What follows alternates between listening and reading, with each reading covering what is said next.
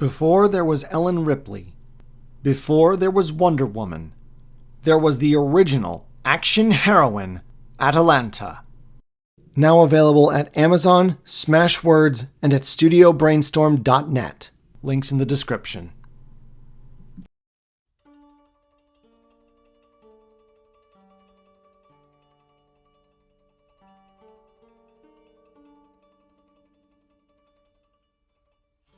When the Emerald Empire of Rokugan was created, it was created by the former god Hantei and his 7 divine siblings, the founders of the great clans. But it was his son and successor, Hantei Genji, who took what his father, aunts, and uncles had created and transformed it into something that would last for over 1,000 years.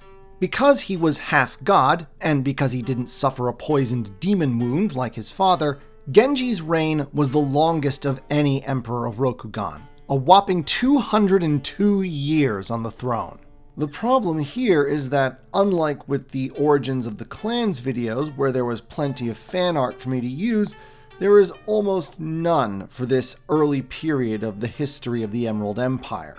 So I was initially at a loss at how to present it.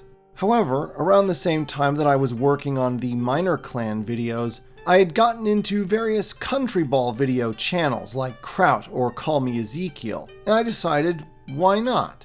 And so, rather than 1 or 2 images for you to stare at for an entire video, this and the majority of subsequent Legend of the Five Rings videos will be, shall we say, clan ball lore of the history of Rokugan, starting with the reign of this longest serving of emperors.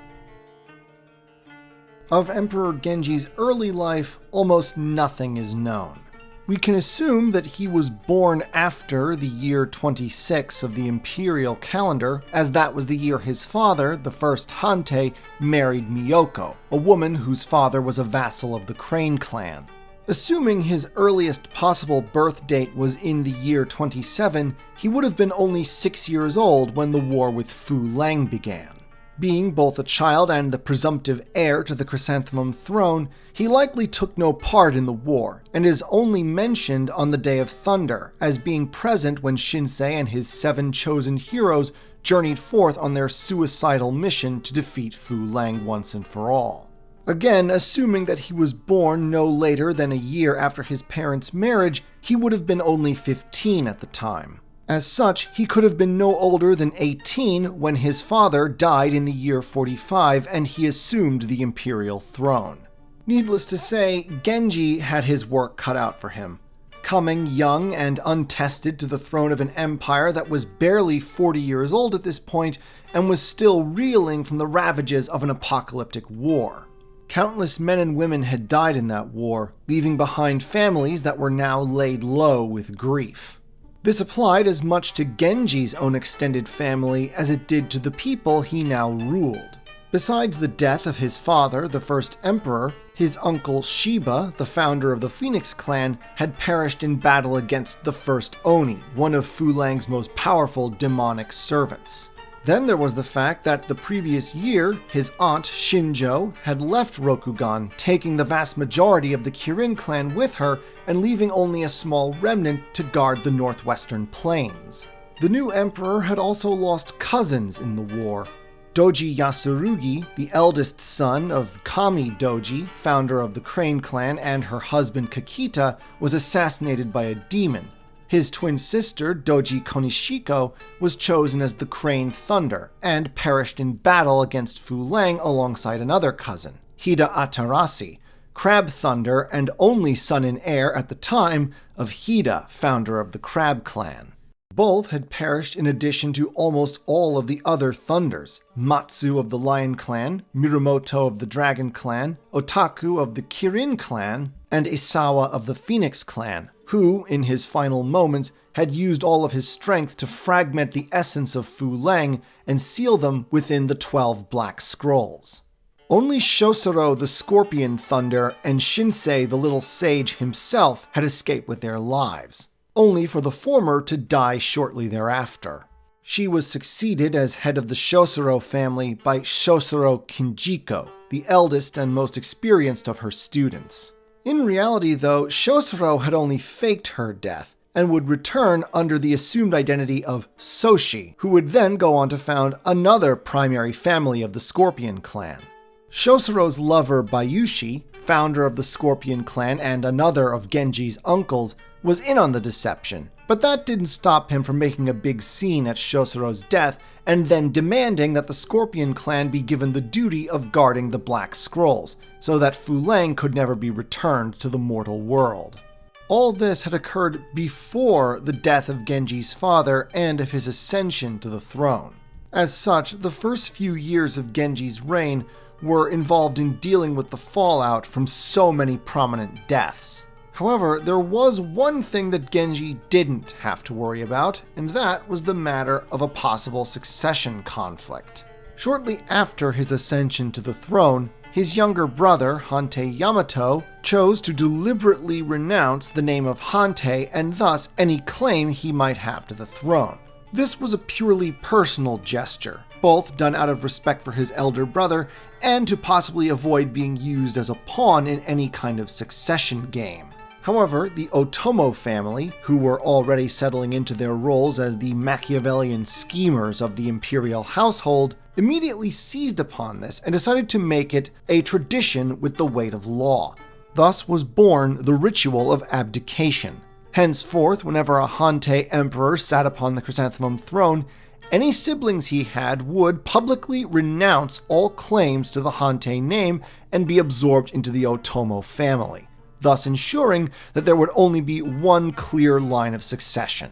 Thus, with his own house put in order, the new emperor could focus all of his energies to the affairs of state and relations between the imperial household and the great clans. For his part, the kami Hida would eventually recover from the grief of losing not only his only son, but also his wife in the war with Fu Leng. With classic crab stoicism, he accepted the duty of guarding the southern border. He established the 4 primary families of the Crab clan, his own Hida family, the Hiruma, Kuni, and Kayu families, and he even found love again in the form of a human incarnation of the elemental dragon of thunder, an especially potent union that resulted in the birth of Hida Osanowo, arguably one of the most larger-than-life figures in the history of the clan.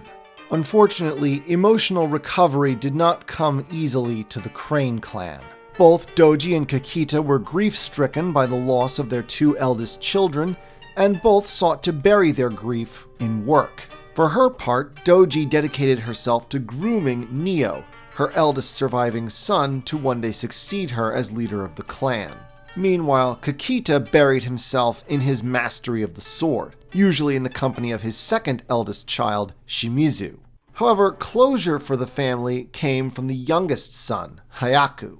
Shortly after the Day of Thunder, he'd overheard that his mother was having strange dreams that suggested that Konishiko, the sister that had gone into the Shadowlands and died fighting Fu Leng, was still alive and in great torment. Hayaku was a youth of much reckless bravery, as evidenced by the fact that he decided to go into the Shadowlands by himself to see if he could find his sister. Alas, Konishiko was quite dead. However, it turned out that her soul was very much at risk, as it was bonded to Shukujo, the sword that she'd wielded on the Day of Thunder and had been forged by her twin brother Yasurugi. More to the point, Hayaku discovered that Shukujo now resided in Jigoku, the realm of hell. Some accounts even claim that Yasurugi's soul was also bonded to Shukujo. Being Konishiko's twin, it is said that the two shared a special soul bond. Hayaku was undeterred. Legend says that the young Crane samurai cut his own throat so that his spirit could go recover the sword from hell itself. The Crane may seem all soft silk and pretty words, but never let it be said that they've lacked true samurai steel. Hayaku was successful in recovering the sword, but by the time he'd made it out of Jigoku, his spirit was too weak to make it all the way back to his body. As luck would have it, though, nearby lay a young, dying samurai woman. Her name was Hidayoko, and she had once belonged to the Crab clan, but had been expelled as a ronin for practicing forbidden magic. She allowed Hayaku to possess her body, and thus make the last leg of the journey to where the young Crane samurai's body lay. Yoko then used her magic to restore Hayaku to life, and the two returned to Crane Lands, where she later became his wife. Upon his return, Hyaku's relatives were shocked by his transformation. His face had become aged before his time. He could no longer speak thanks to the wound in his throat, and his hair had gone prematurely white, thus inspiring the famous Crane tradition of bleaching their hair white in remembrance of this sacrifice. A sacrifice for which Hyaku was granted the honor of founding his own primary family within the Crane clan, the Daidoji. Alas, the Crane clan had not yet entirely escaped the clutches of tragedy, as Kakita's increasing obsession with the mastery of the sword reignited his old rivalry with the swordsmen of the Dragon Clan. For years, Kakita and Mirumoto, the great Dragon Clan swordsman, had disputed which style was superior, Mirumoto's dual-wielding Niten style or Kakita's artful Iaijutsu style. Mirumoto had died on the Day of Thunder, but the rivalry was inherited by his adopted son and greatest student, Hojatsu, now the new daimyo of the Mirumoto family. Such a rivalry could only end one way, and in the 48th year of the Empire, the two sword masters ended up killing one another in a duel. Kakita's death had more than simply personal ramifications for his family. He had been the Emerald Champion, chief law enforcement official of the Empire and personal protector of the Emperor. Since Kakita had won his position in a dueling contest, Emperor Genji decreed a second Emerald tournament, and perhaps few were surprised when the victor turned out to be Kakita's son, Shimizu. For securing this great honor, Shimizu was also allowed to create his own primary family within the Crane, which he named the Kakita after his father. He also went on to oversee the completion of the Kakita Academy, the very first imperial dojo established by his father. The academy would ultimately be divided into two schools, one dedicated to teaching the Kakita style of swordsmanship, the other to teaching the fine arts, such as painting, poetry, and flower arrangement. Once again, Doji was laid low with grief, having now lost her husband in addition to her two oldest children. However, this did not preclude her from involving herself in Rokugan court politics. And the following year, year 49 of the Empire, she achieved arguably her greatest political maneuver. It was the 23rd day of the second month of the year when the people of Rokugan all celebrated the Cherry Blossom Festival. This festival had special significance to young Emperor Genji, for he had been born on the 23rd, and to celebrate the joyous occasion of his birth, his parents had planted cherry trees in the gardens of the imperial palace. And so, as the emperor wandered through the garden, admiring the beautiful blossoms, his gaze was snared by a stunningly gorgeous young woman named Doji Oborozukiyo. He was instantly smitten by her. The meeting seemed purely chance, but in fact had been arranged by Doji, who thought that this beautiful young vassal of the Crane to be an ideal wife for her imperial nephew. As an added bonus, by being Genji's wife, Oborozukiyo would give the Crane clan an almost unheard of access to the emperor's ear, and thus a disproportionate influence on imperial policy, much to the chagrin of the other clans. The two were soon married, and Oborozukiyo would give Genji many children, including a young son, Hante Ningi, who would one day succeed his father to the imperial throne. But that was a day far, far in the future.